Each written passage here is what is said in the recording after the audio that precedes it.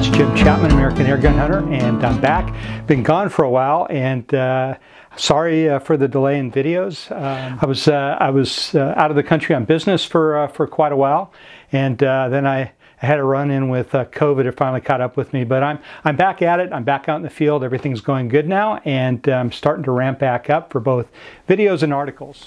And I thank you all for the patience, and also everybody that wrote in and asked me if everything was all right. I appreciate that, but yeah, it's fine. It just life got in the way.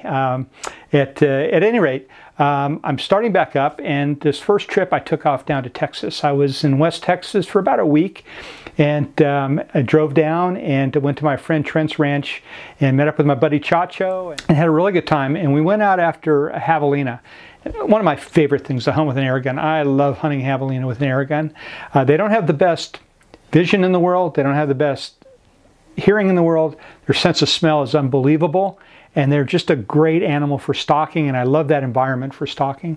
So I had some good hunts while I was out there. And what was also really exciting this time is that I took a gun that's brand new to me. It's been around for a little while. It's a fairly new gun still, and that's the Western Airguns Rattler 357 semi-auto. Spoiler alert! It surprised me how well it functioned overall. And so we're gonna take a look at it. I'm going to go out. Not a full range session. I'll have one of those coming. I'll be testing a whole lot of different slugs through that gun, and more of a quantitative testing. But this time, I just went out with a slug that was recommended to me, and I checked my zero, and it was putting out tight groups. So after the range, then I went out for the hunt. So come on, let's go out there, and you can have a look at how the gun performed for me. Before we look at the range work and go out on the hunt, let me tell you a little bit about the Western Airguns Rattler. This is a unique air gun with very interesting tech. It's a hammerless firing system based semi-automatic rifle. The first thing you notice is this kind of has the look of that standard bottle up front bullpup design that's become very popular these days. But the Rattler is a semi-automatic 14-shot 357 powerhouse. The 580cc carbon fiber tank yields about 15 to 20 shots per fill. The magazine is made of titanium. It's a fixed magazine, as I said, 14 shots. There's a loading release lever for the magazine that you see right here. On the right side of the gun is the second safety, which locks the trigger. The power is controlled with the knurled throttle knob that's situated just under the buttstock. The trigger is a post and blade affair, and the trigger blade is wide. There's a great contact area for the trigger finger pad, and I like this trigger a lot. It's non-adjustable, but it's set to optimize the semi-auto performance of the gun, and it's breaking at right about 3 pounds. It's a pretty crisp trigger. The fully shrouded barrel really does a very good job, in my opinion, of reducing the sound signature of this rifle. Okay, so the first step when I get out there is to fill the gun. It has an operating pressure of 250 bar. The regulators, I have it set on the gun right now, is at about 160 bar, and that was to drive the 142 grain slug that I'm going to use for my hunts. The gun can generate up to 270 foot-pound of energy. It depends on how you've set it up, what ammunition you're using, of course, but there's a lot of latitude. The power goes anywhere from a low of 90 foot-pound up to, like I say, 270 foot-pound. The gun had been set up for the NSA 142 grain hollow point slugs. I really like the NSA ammo. I've had good results with it in several calibers. But I also have a pile of 357 from several manufacturers, NSA, Mr. Hollow Point, Hunter Supply, and a lot of others. And I'm going to do a very thorough range session. As mentioned, the NSA 142 grain slug is a hollow point, and that was the one I chose to use. It has a deep and narrow hollow point and a flat base.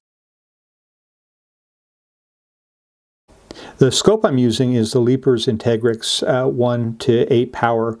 It's a great scope on my big bores. It's become one of my favorite scopes. It's compact, even though it has a 34 millimeter tube. It's still compact, but I just love the reticle on this and the clarity of the glass.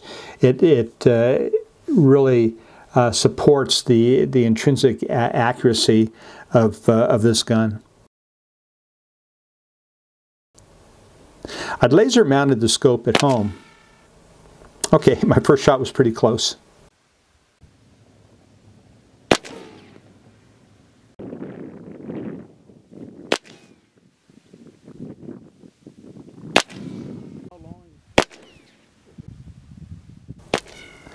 Shooting at 65 yards, I was able to keep the groups in pretty tightly outside of one called flyer, and I did not consider this too bad at all.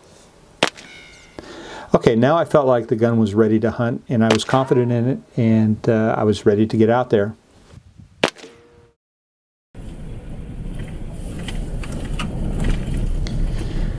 The next morning I took off. I followed Trent down the road before I veered off and started glassing around. I spotted a Javalina moving through the brush, and I jumped out of the vehicle and started my stalk. I worked on this pig for a good hour, and he was moving in and out of the brush. I could never get a shot, and the whole thing was made a little bit more difficult because the wind was constantly shifting on me, and I had to keep changing my line of approach, and I was a lot of back and forth. I lost him for a while. I'd pick him up again, but I never quite got a shot.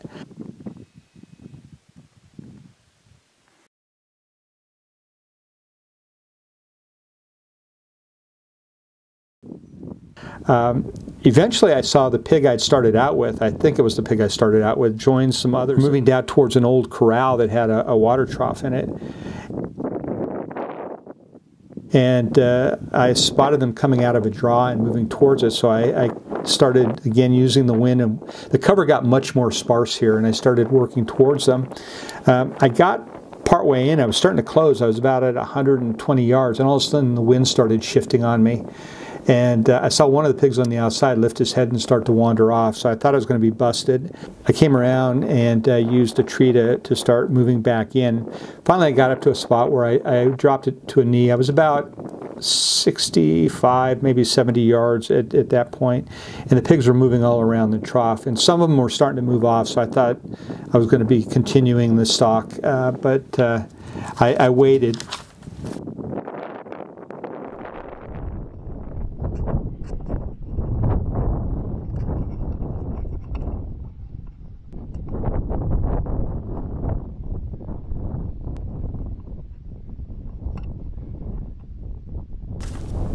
Finally, a pig stepped into view in front of the trough. There was another one on the other side of it, and I lined up and squeezed the trigger. And man, on the crack, that pig just dropped. It was dumped on the spot.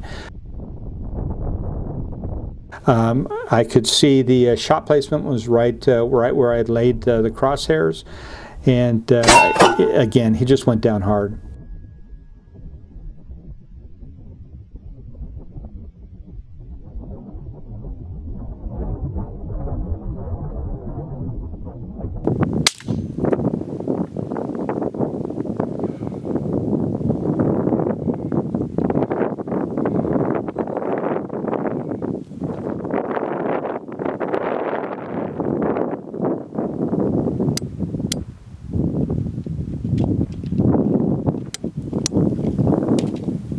I went over and checked the pig quickly, and then I hiked back a couple miles to get my Bronco, and jumped in that, and I drove back down. And once I was down, I pulled the pig around and took a quick picture.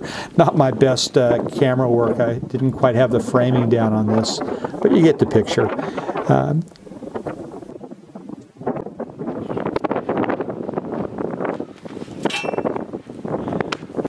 So what did I think about the Western Airguns Rattler? Well, first off, it's a very accurate gun. I was just really blown away at how accurate. I could rapid fire this thing, and I was playing around with it afterwards and keep my groups tight. I was really impressed with the accuracy. The gun hit hard. I mean, you saw the way that this Javalina dropped, and I got a complete pass-through. As a matter of fact, it had done a lot of tissue damage that you could see against the water trough in the area. The bullet had a complete pass-through with the hollow point. I found the gun ergonomic. It was comfortable to shoot. It came to the shoulder well. I like shooting it offhand and off sticks, and on the bench as well. It was just good all-around shooter. The trigger, as I mentioned, was fixed, but I thought it was pretty light and crisp for when I compare it to others that I've shot. And overall, I found the gun quite quiet, especially considering the power output. In the end, I love this gun. I think it's suitable for big game, and also what I really want to do with it, I'm going to be out after predators with it very soon. So stick around. As I say, there'll be more videos coming. I appreciate everybody who stuck with me.